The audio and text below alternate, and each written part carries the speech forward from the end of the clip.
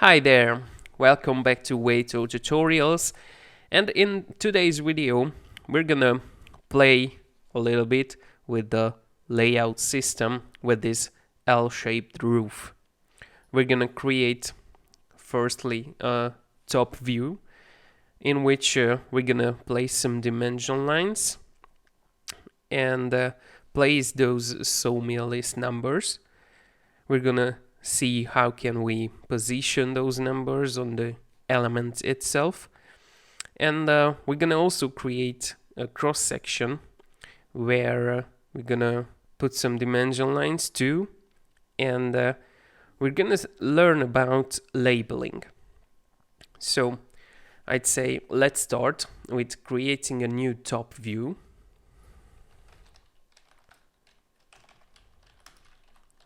Top view. Let's select the PDF24 printer. It should always be that one. Let's select the A2 format. Set the margins 1:50, scale ratio, and let's go. Now, here we have the said top view. We're gonna do some detailing on it. Firstly, I want to create some multiple dimensions because this tool makes dimensioning those rafters very easy.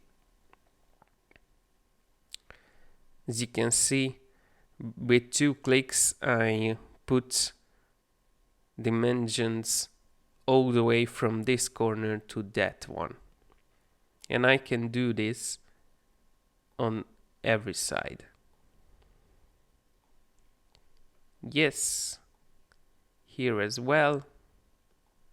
Nice. And this side too. I can bring it out here or put it wherever I want. When you right click on this icon, you can select what to measure. Now I want to measure the purlins, and if I create a line, now it's measured the purlins. As you can see, 55, 15, etc. I can do this here as well. I just need to select exact points. Yeah, nice. Nice and easy. So that's it about the dimension lines. Let's see those Sawmill List numbers. First, we need to make a computation list. We will select all the wooden material, C24 in our case. Let's wait for the list to finish, and now we already know that we have 3.3 cubic meters of C24 wood. That's awesome. Let's close it and tell it to save all the information. And now in this top view you can label every element by selecting this option, Sawmill List piece numbers. If you see here this yellow check mark, it means that it's enabled. It's possible that even if it's enabled, you don't see any numbers. In this case, you should always recreate this computation list.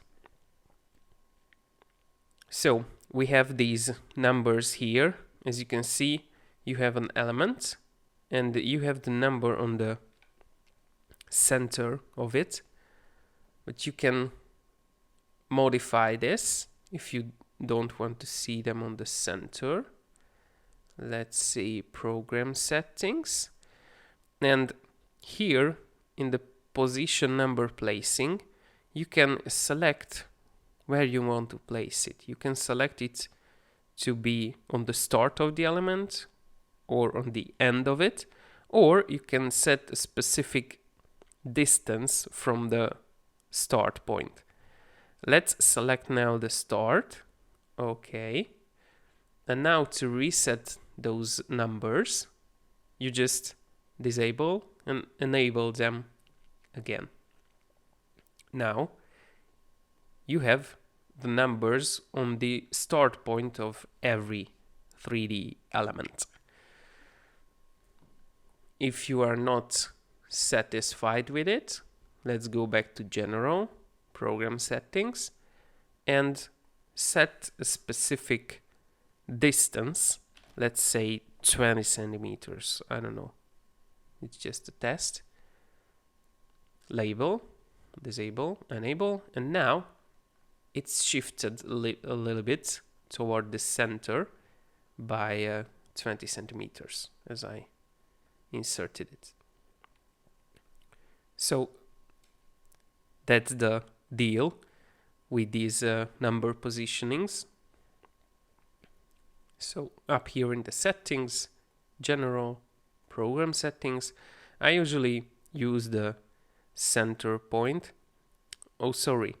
This distance refers to the chosen point.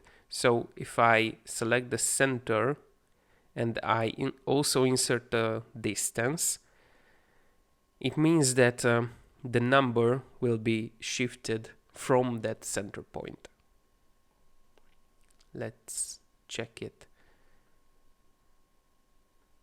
Yeah, that's it. As you can see, previously the number was somewhere here, and now it's shifted by 20 centimeters.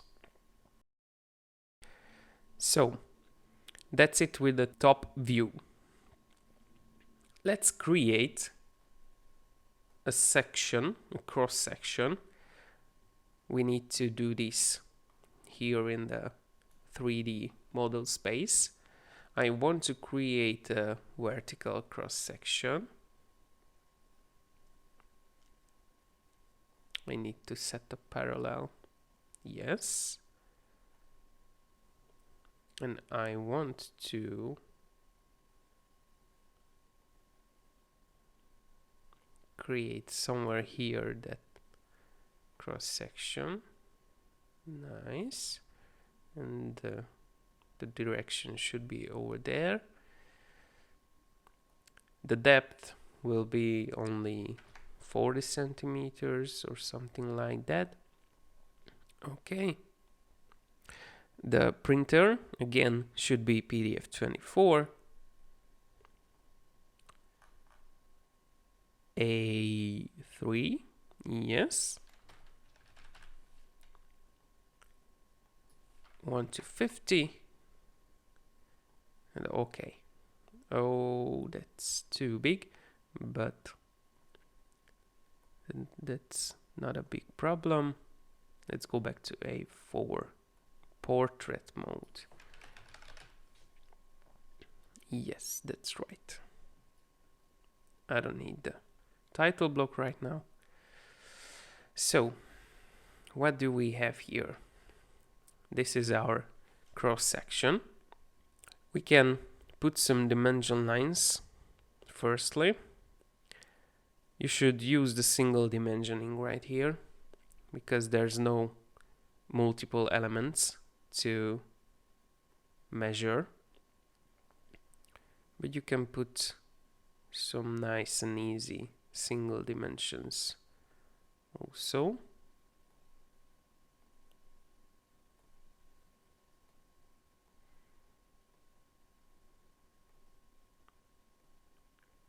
Something like that. Yes. And if you have the model itself in the correct height, right now we have all these elements on the ground, so the level dimension, it's not correct, but referring to this point to be the 0 point, you can also do this and this, so you know the correct level. Yes, this is the dimensioning part, but let's see the labeling. It's a lot more interesting. We have the dimensions / labels here, this tool, and the text label. Click on it, and up here in this panel you can see the text arrow, and if you select a wooden element, now the label describes every information about this single element. Now this is the default setting. If you click on it, you can always edit this text so you see only what you want to see, but you can set the default to be a lot shorter. So if you don't want to see all these not particularly useful information like the story, the structure, or anything else that you don't need, just come up here in the settings, interface settings, instruction texts, and the component instruction settings. And here you see all these information that's included in those labels. So we do not need the story, the structure, the group, material, attribute, etc. Basically everything that's here you can disable, and you will remain only the element name and the cross-section dimensions. As you can see, it's a rafter, 10 by 20. Click OK, and now from this you get this. This is a very compact solution, only those information included which you really need. Let's delete this abomination. So you can move these by this node point, and if you want more, just click on the text/label tool and place those labels.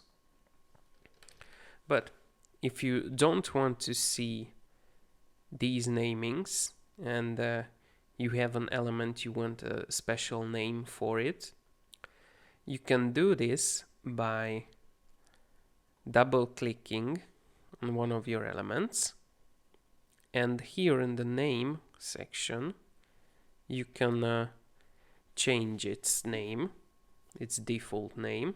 For example, I don't know, when I work I usually name these elements in Romanian. So for example, this is pana in Romanian. So click OK, and now if I want to put a label on it, now it appears as a pana 15 by 15. Or if you don't want this one, double click on the rafter. In Romanian it's caprior. Okay, and now the label will say caprior. Awesome. You can see here the English namings, and you can see here the Romanian ones, or basically you can use any language. You can add any kinds of unique names to your elements, because that will be written here in the label. So this was this little practice about the sawmill numbers and the labels here in Viskon 16. I hope you find this useful, and as always, keep up the good work and have a nice day.